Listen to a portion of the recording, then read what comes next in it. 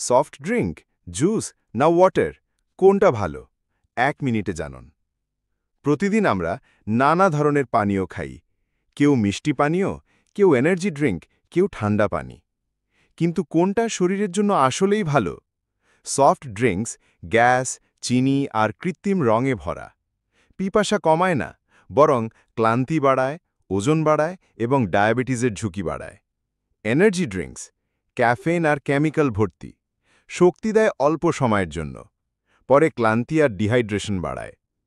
Fruit juice ঘরে তৈরি হলে উপকারী, কিন্তু বোতলজাত জুসে থাকে শুধু চিনি, রং আর কৃত্রিম ফ্লেভার, ফল থাকে খুব কম। লাচ্ছি দই দিয়ে তৈরি ঘরোয়া লাচ্ছি, হজমে সহায়ক, কিন্তু দোকানের লাচ্ছিতে থাকে বেশি চিনি, যা পিপাসা আরও বাড়ায়। এই সব পানীয় সাময়িকভাবে পিপাসা মেটায়, কিন্তু দীর্ঘমেয়াদে শরীরের জন্য মোটেই ভালো নয়। সাধারণ পানি চিনি, গ্যাস ও কেমিক্যাল মুক্ত, সহজলভ্য, শরীরকে হাইড্রেট করে, ত্বক উজ্জ্বল রাখে আর মন সতেজ রাখে। তবে ঠান্ডা পানি তাৎক্ষণিক আরাম দিলেও দীর্ঘমেয়াদে তৃষ্ণা মেটাতে পারে না। তাহলে উপায় কি? বাইরে থাকলে মিনারেল ওয়াটার পান করুন, আর ঘরে থাকলে পানি, লাচ্ছি বা হালকা ফলের রস।